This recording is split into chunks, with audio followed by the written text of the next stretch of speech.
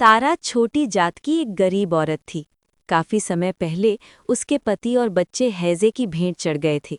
जब गांव में उसके खाने के भी लाले पड़ गए, तब वो अपना बचा खुचा सामान समेटकर शहर आ गई थी। वो शहर की सीमा पर बनी एक झोपड़ी में रहती थी। उसी शहर की सीमा पर एक राम मंदिर था। छोटी जात का होने के कारण उसका मंदिर के अंदर जाना मना था। इसलिए वो उस राम मंदिर की सीढ़ियों और उसके आसपास की सफाई करके अपना पेट भरा करती थी। कुछ दिनों बाद रामनवमी थी। इस उत्सव की तैयारी के लिए मंदिर की साफ सफाई और सजावट का काम तेजी से चल रहा था। बेचारी तारा की समझ में ही नहीं आ रहा था कि ये सब क्या हो रहा है। आखिर हार कर वो साथ काम करने वाले आदमी से पूछती है, ये सब क्या हो रहा है? इतनी सजावट क्यों हो रही है? उस आदमी ने बताया, अरे पगली, तुझे नहीं पता, रामनवमी आने वाली है, इसलिए मंदिर की इतनी साफ सफाई और सजावट का काम चल रहा है। तारा ने उस आदमी से पूछा, ये रामनवमी क्या होती है भैया? उस आदमी ने कहा, तू सच में बहुत भोली है। रामनवमी एक बहुत बड़ा त्योहार है। इस दिन भगवान श्री राम का जन्म हुआ था।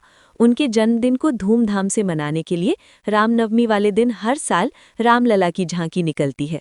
वो सब घरों में जाते हैं और वहाँ लोग उनकी आरती उतारते हैं और उन्हें प्रसाद खिलाते हैं। कई सालों से ऐसी परंपरा चली आ रही है। बात तारा की समझ में आ गई। फिर वो अपने काम में लग गई। लेकिन उसके मन में भी रामलला के दर्शन की इच्छा जाग गई थी। उसके मन में अब दिन रात रामलला का ही ख्याल रहता था। रामनवमी में अभी 2 दिन बाकी थे। उस दिन तारा हमेशा की तरह मंदिर की सीढ़ियों की सफाई कर रही थी। उस दिन मंदिर में पंडित जी भक्तों को राम कथा सुना रही थे। तारा मंदिर के अंदर नहीं जा सकती थी, मगर पंडित जी की आवाज़ उसके कानों में साफ साफ सुनाई दे रही थी। पंडित श्री राम कथा के शबरी का प्रसंग बताते हुए कह रहे थे, शबरी रोज अपने द्वार को सजाती और सड़क से लेकर अपने घर के दरवाजे तक फूल बिछाती थी। वो भगवान को भोग लगाने के लिए रोज अपनी बगिया से मीठे मीठे बेर तोड़ती थी। भगवान को खाने में कोई बेर खट्टा न मिल जाए, इसलिए वो उन बेरों को स्वयं चख कर रखती थी। उसकी ये हरकत देखकर लोग उसे पागल कहा करते थे। आखिरकार एक दिन श्री राम ने उसे दर्शन दिए। प्रभु राम न सिर्फ शबरी के घर आए, बल्कि उन्होंने उसके झूठे बेर खाकर उसकी भक्ति की लाज रख ली। बोलो सियावर रामचंद्र की जय। ये सब सुनकर तारा का मन भगवान राम के प्रति श्रद्धा से भर गया। उसके मन में रामलला के दर्शन की भावना और तेज हो गई। 2 दिन बाद रामनवमी भी आ गई। बड़ी मुश्किल से तारा सुबह सुबह नहा धोकर थोड़े से बेर और आरती का सामान लिए रामलला के दर्शन करने मंदिर की सीढ़ियों के पास आकर खड़ी हो गई। रामलला की झांकी निकलने वाली थी।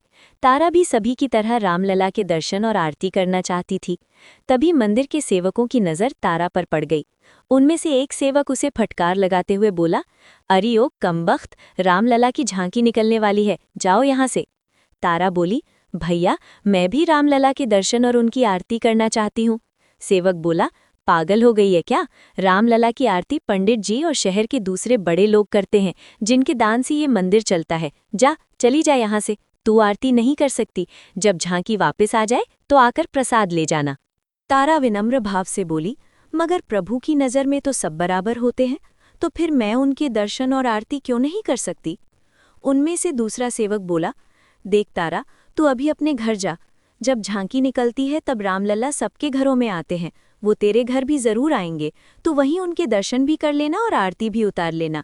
मगर अभी तू यहाँ से नहीं गई तो तेरी भी नौकरी जाएगी और हमें भी काम से निकाल दिया जाएगा।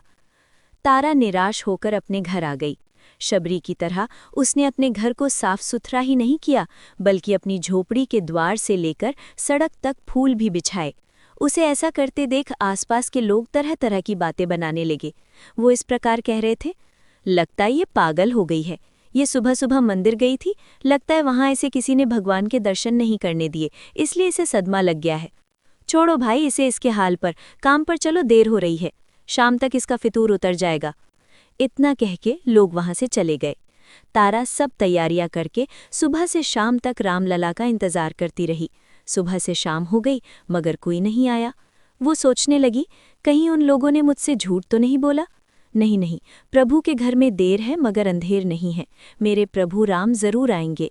सुबह से शाम, शाम से रात हो गई। वो उसी तरह इंतजार में सारी रात द्वार पर ही बैठी रही। यहाँ तक कि सारी रात बीत गई और सुबह होने को आई। तारा की आँख कुछ देर के लिए लग गई। तभी अचानक उसके कानों में एक आहट सी आई। तारा जैसे सोते से जागी। उसने देखा उसके सामने 2 नवयुवक खड़े हैं। उनमें से एक बोला, हम आ गए माँ। तारा ने उनसे पूछा, कौन है आप? तो युवक बोला, मैं अयोध्या के राजा दशरथ का पुत्र राम और ये मेरा छोटा भाई लक्ष्मण है। तारा की जैसे सारे शरीर में सनसनी दौड़ जाती है। वो हाथ जोड़कर लड़खड़ाते स्वर में कहती है, आप आ गए प्रभु, बड़ी देर कर दी। राम जी बोले, हाँ माँ, आज बहुत देर हो गई। इसके बाद तारा राम और लक्ष्मण की आरती उतारती है और फिर उन्हें प्रेम से बेर का भोग लगाती है। राम और लक्ष्मण प्रेम से तारा के दिए हुए बेर खाते हैं और तारा उन्हें प्रसन्नता से देखती रहती है। सुबह बस होने ही वाली थी, इस बीच तारा की आंख पूरी तरह लग जाती है। सुबह जब तारा उठती है तो खुद से कहती है कि क्या वो सब एक सपना था या रामलला खुद मेरी झोपड़ी में आए थे। अभी वो ये सब सोच ही रही होती है, तभी उसकी नज़र बेरों वाले बर्तन पर पड़ती है। उसमें बेरों की जगह ढेरों हीरे, मोती और मणियाँ जगमगा रहे थे। तारा के मन में अब कोई शक नहीं रह जाता। उसे पूरा विश्वास हो गया कि शबरी की तरह प्रभु ने उसकी भक्ति की भी लाज रख ली। तारा ने उन मणियों और जवाहरातों में से 1-2 अपने जीवन यापन के लिए रखकर शेष सारी मंदिर को दान दे दी, जिससे शहर के अनाथ बच्चों, गरीब बेसहारा और बूढ़े लोगों के भोजन और रहने की व्यवस्था की जा सके। वो मंदिर आज भी वहीं है। आज भी वहाँ तारा की मूर्ति मंदिर की सीढ़ियों के पास लगी हुई है। रामलला के दर्शन के बाद लोग उस मूर्ति के दर्शन भी करते हैं। वहाँ गरीब और दुखी लोग तारा का नाम लेकर आते हैं और सभी तरह की सुविधा पाते हैं। हमारी दूसरी कहानी मायानगरी मुंबई की है। ऐसा शहर जहां एक तरफ रईसों की ऊंची ऊंची इमारतें आसमान को चूमती हैं, तो वहीं दूसरी तरफ शहर का एक बहुत बड़ा हिस्सा गरीबों की झुग्गियों से ढका हुआ है। इन्हीं झुग्गियों में से एक झुग्गी में गरीब पंकज अपनी बूढ़ी माँ के साथ रहता था। पिता का बचपन में ही देहांत हो जाने के कारण माँ ने दूसरों के घर में बर्तन धो धोकर उसे पाला था। पंकज अपनी माँ से बहुत प्यार करता था। उसकी माँ अक्सर बीमार रहती थी। रोजी रोटी के लिए पंकज शहर के मशहूर सिद्धिविनायक मंदिर के पास फलों का ठेला लगाता था, मगर इससे उसकी कुछ खास आमदनी नहीं हो पाती थी। एक दिन मंदिर के पास जब पंकज अपना ठेला लगाए खड़ा था, तब उसके साथ के ठेले वाले ने कहा, क्या बात है पंकज, आज बड़े उदास दिख रहे हो? पंकज बोला, क्या बताऊं बिरजू भैया, 2 दिन से माँ की तबीयत बहुत खराब है। मैं सोच रहा हूं कि किसी अच्छे डॉक्टर को दिखाऊं, मगर तुम तो देख ही रहे हो, 2 दिन से एक फल तक नहीं बिका। जिन्होंने पहले उधार दिया था, उन्होंने भी अब और उधार देने से मना कर दिया है। अब बताओ मैं क्या करूं? जिस माँ ने मुझे इतने दुखों में पाला है, आज मैं उसको ढंग से खाना और दवाई भी नहीं दे पा रहा हूं। लानत है ऐसी जिंदगी पर। तभी बिरजू बोला, अरे नहीं रे पंकज, खुद को ऐसे नहीं कोसते। देखो, अगले हफ्ते गणेश चतुर्थी है, मंदिर में भक्तों की भीड़ उमड़ेगी। तब देखना, हमारी भी अच्छी खासी बिक्री होगी। और फिर तुम भी तो हर साल कितने चाव से बप्पा की मूर्ति अपने घर में स्थापित करते हो। देखना, बप्पा तुम्हारे सारे कष्ट हर लेंगे। पंकज गणेश जी का बहुत बड़ा भक्त था। हर साल धूमधाम से गणेश चतुर्थी पर वो गणेश जी की एक छोटी सी मूर्ति अपने घर में स्थापित करता था। मगर इस साल जैसे उसका मन इन सब से उचट गया था। वो बोला, नहीं बिरजू भैया, इस बार मैं मूर्ति स्थापित नहीं करूँगा। मेरा मन भगवान से उठ गया है। भगवान ने तो जैसे सारे दुख मुझ गरीब के ही भाग्य में लिख दिए हैं। बिरजू ये सुनकर बोला, अरे राम राम भैया, ऐसी बातें कोई करता है क्या? ये परीक्षा की घड़ी है, हिम्मत मत हारो। देखना, बप्पा तुम्हारे सारे कष्ट हर लेंगे। उस दिन भी पंकज की कोई खास कमाई नहीं हुई। किसी तरह थोड़े से जो पैसे उससे मिले थे, उससे अपनी माँ के लिए उसने खाना लिया। फल तो उसके पास थे ही, मगर दवाई फिर भी नहीं ले पाया। उसने घर जाकर देखा तो उसकी माँ की तबीयत और बदतर हो गई थी। किसी तरह उसने माँ को खाना खिलाया और फिर उन्हें सुलाकर खुद भूखे पेट सो गया। माँ की हालत देखकर जैसे उसकी भूख प्यास सब मिट गई थी। अगले दिन उसने फिर मंदिर के पास ठेला लगाया। वो बिरजू से बोला, देखा बिरजू भैया, सूरज सिर पर चढ़ाया है, लेकिन अभी तक कोई ग्राहक नहीं आया। बिरजू बोला, आएगा आएगा पंकज, धीरज रख। मगर शाम हो गई और एक भी ग्राहक नहीं आया। उस दिन पंकज की कोई आमदनी नहीं हुई। वो मन ही मन सोचने लगा, हे भगवान, क्या तेरे दिल में हम गरीबों के लिए कोई जगह नहीं है? ऐसी जिंदगी से तो अच्छा है कि हमें मौत ही दे दे। घर में माँ बीमार पड़ी है, कैसे जाऊं खाली हाथ उसके पास? शाम को दुखी मन से वो अपना ठेला लेकर घर जाने ही वाला था कि तभी उसके कानों में आवाज आई, ओ फल वाले भैया, मुझे फल चाहिए। पंकज ने पलटकर देखा तो एक प्यारा सा गोल मटोल सा बच्चा वहां खड़ा था। पंकज ने उसे पूछा, कितने फल चाहिए बेटा? बच्चा बोला, मुझे तो सब चाहिए, बोलो दोगे? पंकज बोला, हाँ हाँ क्यों नहीं। इतना कहने के बाद पंकज झट से ठेले के सारे फलों को एक थैली में बांध देता है और फिर उस बच्चे से कहता है, बताओ बेटा तुम्हारा घर कहाँ है, मैं फल पहुंचा देता हूँ। बच्चा बोला, नहीं नहीं, इन्हें लेकर मैं खुद चला जाऊंगा। बताओ कितने पैसे हुए तुम्हारे? पंकज बोला, अब क्या बताऊं बेटा, तुम ही मेरे पहले ग्राहक भी हो और आखिरी भी, जो देना चाहो दे दो। बच्चे ने जेब से एक 500 का नोट निकाला और पंकज को दिया। पंकज बोला, अरे बेटा मुश्किल से 200 रुपए के फल होंगे, अब तुम्हें देने के लिए छुट्टे कहाँ से लाऊं? बच्चा मुस्कुराकर बोला, इन्हें रख लो और इससे अपनी माँ के लिए दवाइयाँ लेते जाना। इतना कहकर बच्चा वहां से जाने लगा। पंकज सोचने लगा, अरे इस बच्चे को माँ के बारे में कैसे पता? मगर इससे पहले कि वो कुछ पूछ पाता, बच्चा वहां से जा चुका था। उस दिन सबसे पहले पंकज ने अपनी माँ के लिए दवाइयाँ खरीदी। कई दिनों बाद ढंग का खाना और दवाइयाँ मिलने से माँ की तबीयत में कुछ सुधार आया और वो आराम से सो गई। अगले दिन गणेश चतुर्थी का त्योहार शुरू हो गया। वैसे तो इस बार पंकज का मन नहीं था, मगर फिर भी उसने बिरजू के कहने पर भगवान गणेश की मूर्ति अपनी झुग्गी में स्थापित कर ली। आज पूजा का चौथा दिन था। माँ की तबीयत बहुत बिगड़ गई थी। पंकज दौड़कर डॉक्टर को बुला लाया। डॉक्टर ने माँ की हालत देखकर कहा, आपने दवाई शुरू करने में बहुत देर कर दी। अब आपकी माँ बस कुछ पल की ही मेहमान है, हिम्मत से काम लीजिए। इतना कहकर डॉक्टर तो वहां से चला गया, मगर पंकज वहीं अपनी माँ के सिरहाने बैठ गया। उसकी आंखों में आंसू भरे थे। जो चीज़ उसे दुनिया में सबसे प्यारी थी, उससे छिन जाने वाली थी, और वो चाहकर भी कुछ नहीं कर सकता था। अचानक से उसकी माँ की सांसें तेज होने लगीं, आंखें उलट गईं और शरीर ठंडा पड़ गया। पंकज जैसे बदहवास सा हो गया। धनी झोपड़ियां होने के कारण वहां दिन में भी अंधेरा रहता था। पंकज की झोपड़ी भी अंधेरे में ही डूबी थी। केवल जहां गणेश जी की मूर्ति थी, वहां एक दीपक टिमटिमा रहा था। पंकज को और कुछ नहीं सूझा। वो बप्पा की मूर्ति के पास गया और बिलख बिलख कर रोते हुए कहा, बप्पा, मैंने आज तक तुमसे कुछ नहीं मांगा, मुझे मेरी माँ लौटा दे। तभी जैसे एक ठंडी हवा का झोंका आया और जैसे झोपड़ी का माहौल एकदम से बदल गया। दरवाजे पर एक आवाज आई, अलख निरंजन। पंकज ने देखा एक साधु दरवाजे पर खड़े हैं। वो साधु बोले, साधु द्वार पर खड़ा है बच्चा, तू क्यों रो रहा है? पंकज रोते हुए बोला, बाबा, मेरी माँ। साधु बोले, क्यों, क्या हुआ तेरी माँ को बच्चा? पंकज बोला, मेरी माँ चली गई बाबा। साधु बोले, तेरी माँ कहीं नहीं गई बच्चा, तू एक बार उसे प्यार से आवाज तो दे। साधु की बात मानकर पंकज ने अपनी माँ को पुकारा। एक चमत्कार सा हुआ और जैसे माँ के ठंडे पड़े शरीर में फिर से जान सी आ गई और उनके मुंह से आवाज निकली, पंकज, कहाँ हो बेटा, इधर आओ। पंकज की आंखें भर आईं, मगर इस बार ये आंसू दुख के नहीं, खुशी के थे। गणेश जी को चढ़ाने के लिए लाए गए थोड़े से फल और मिठाई की थैली उसने उठाई और साधु को देते हुए कहा, मेरे लिए तो आप ही भगवान हो बाबा, ये मैं बप्पा को चढ़ाने के लिए लाया था, इसे आप स्वीकार करें। भक्तों द्वारा प्रेम से दी गई हर चीज मुझे स्वीकार है बच्चा, ला, इसे मेरी झोली में डाल दे। ये कहकर साधु ने फल लिए और वहां से चले गए। तब तक माँ भी उठकर पंकज के पास आ गई और उससे पूछने लगी, ये तो किससे बात कर रहा था बेटा? पंकज ने बताया, अभी अभी एक साधु आए थे माँ, उन्होंने ही तो तुम्हें नया जीवन दिया है। यहीं दरवाजे पर बैठे थे। तभी पंकज की नज़र दरवाजे पर पड़ी। वहां एक छोटी सी पोटली पड़ी हुई थी।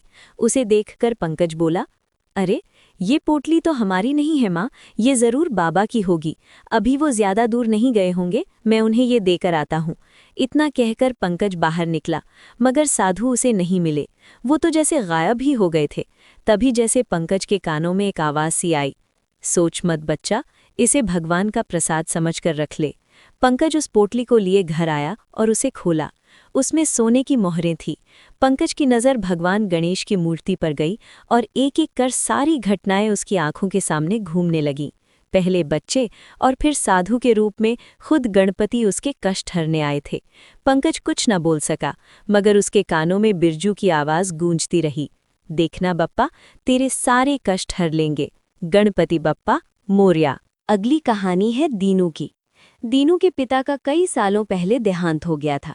वो अपनी माँ के साथ रहता था। उसकी माँ गांव के लोगों के कपड़े धो धोकर अपना और दीनू का गुजारा करती थी। उस दिन महाशिवरात्रि थी। दीनू अपनी माँ से कह रहा था, माँ जल्दी करो, भोले बाबा की आरती का समय हो गया है, प्रसाद भी तो लाना है, कहीं प्रसाद खत्म न हो जाए। दीनू की माँ बोली, बस बेटा, इन कपड़ों को बांध लो, फिर चलते हैं।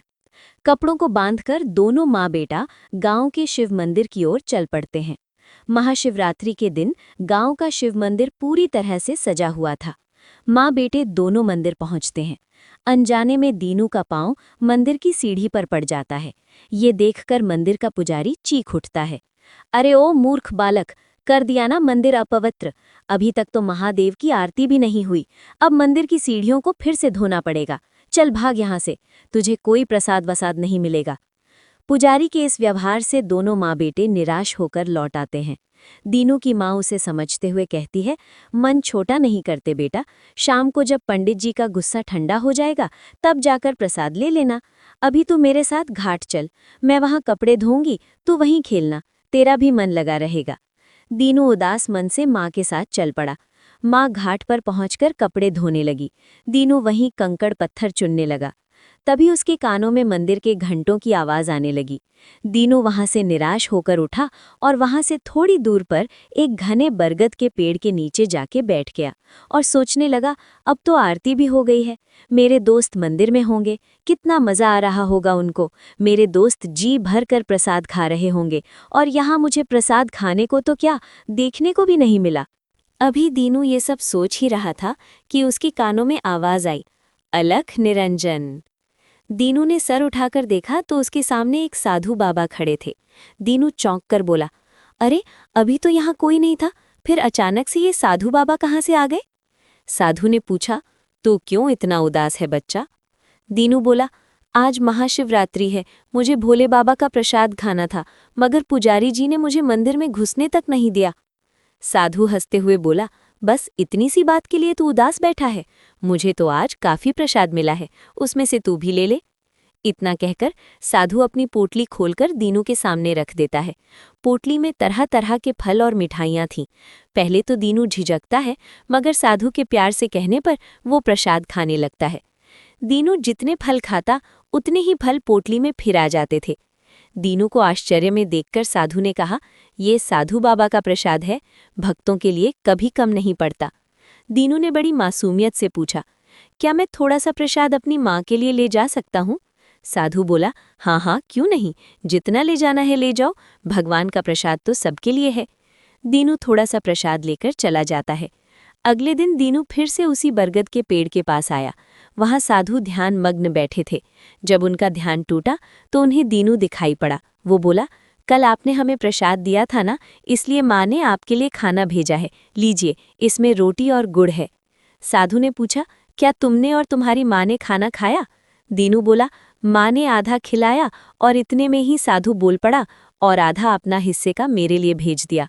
धन्य है तुम्हारी माँ, प्रेम से भेजी गई इन 2 रोटियों में मुझे संसार भर की तृप्ति मिल गई है।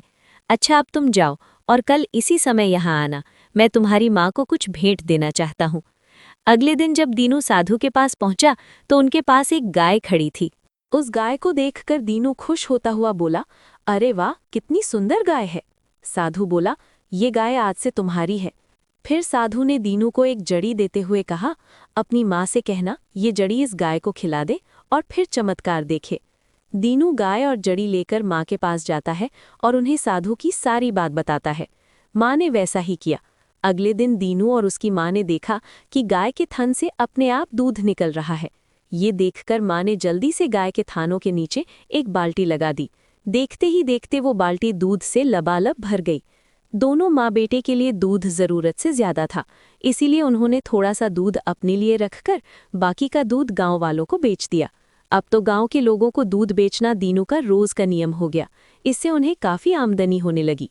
गाय के दूध में गजब की शक्ति थी। उस दूध को जो भी पीता था उसकी पुरानी से पुरानी बीमारी जड़ से खत्म हो जाती थी। जल्दी ही उस दूध की चर्चा गांव के जमींदार तक पहुंची। गांव का ही एक व्यक्ति जिसका नाम हरिया था, वो जमींदार को बता रहा था, मेरे बापू को ठीक से दिखाई नहीं देता था, मगर दूध पीते ही उनकी आंखों की रोशनी वापस आ गई। मैं तो कहता हूँ कि आप वो दूध अपने बेटे को पिलाइए, छोटे मालिक की बीमारी जड़ से खत्म हो जाएगी। जमींदार का बेटा बीमार रहा करता था। वो अपनी उम्र के बच्चों से काफ़ी कमज़ोर था और दूसरे बच्चों की तरह खेलकूद नहीं पाता था और ना ही पढ़ाई कर पाता था। हरिया की बात सुनकर जमींदार ने भी दीनू से दूध खरीदकर अपने बेटे को पिलाया। 2 से 3 दिन में ही जमींदार के बेटे ने दूसरे बच्चों की तरह खेलना शुरू कर दिया। एक दिन जमींदार ने दीनू से पूछा, बेटे तुम ये दूध कहाँ से लाते हो? दीनू ने बताया, मालिक ये तो उसी गाय का है जो साधु बाबा ने मुझे दी थी। दीनू साधु बाबा की सारी कहानी जमींदार को सुना देता है, जिसे सुनकर जमींदार बहुत सारी भेंट लेकर साधु के दर्शन करने जाता है। साधु के पास पहुंचकर वो कहता है, बाबा आज आपकी दी हुई गाय के दूध से ही मेरा बेटा ठीक हो पाया है। हम तो आस ही छोड़ बैठे थे। आप धन्य है बाबा, आप धन्य हैं। मेरी ओर से ये भेंट स्वीकार करे बाबा। बाबा बोले, अगर भेंट देनी ही है तो दीनू को दो, वो भी तो तुम्हारे बेटे की उम्र का ही है। इतनी से उम्र में ही वो कितनी मेहनत करता है। अभी उसकी उम्र मेहनत करने की नहीं बल्कि पढ़ने लिखने की है। अगर तुम कुछ देना ही चाहते हो तो दीनू को दो। मैं इन सांसारिक चीज़ों का भला क्या करूँगा। साधु बाबा की बात जमींदार की समझ में आ गई। उस दिन से जमींदार ने दीनू की पढ़ाई लिखाई और उसकी माँ की सारी जिम्मेदारी उठाने का फैसला किया। दीनू और उसकी माँ की किस्मत ही बदल गई। अब उन्हें किसी चीज़ की कमी नहीं रही। एक दिन दीनू और उसकी माँ साधु के दर्शन को गए तो साधु वहाँ नहीं थे। उस जगह पर एक शिवलिंग रखा हुआ था। भगवान शंकर स्वयं साधु के रूप में दीनू और उसकी माँ के दुख दूर करने के लिए आए थे। दीनू ने अपनी माँ से पूछा, माँ वो साधु बाबा कहाँ चले गए? माँ बोली, वो साधु भोलेनाथ थे बेटा। उन्होंने हमें जो देना था दे दिया। अब वो हमें कभी नजर नहीं आएंगे। इस तरह भोले बाबा की कृपा से माँ बेटे की ही नहीं बल्कि पूरे गांव के दुख दूर हो गए। मित्रों, आशा है ये कहानियाँ आपको पसंद आई होंगी। अगर पसंद आई हो तो वीडियो को लाइक करें। चैनल पर नए हैं तो चैनल को सब्सक्राइब जरूर करें। धन्यवाद।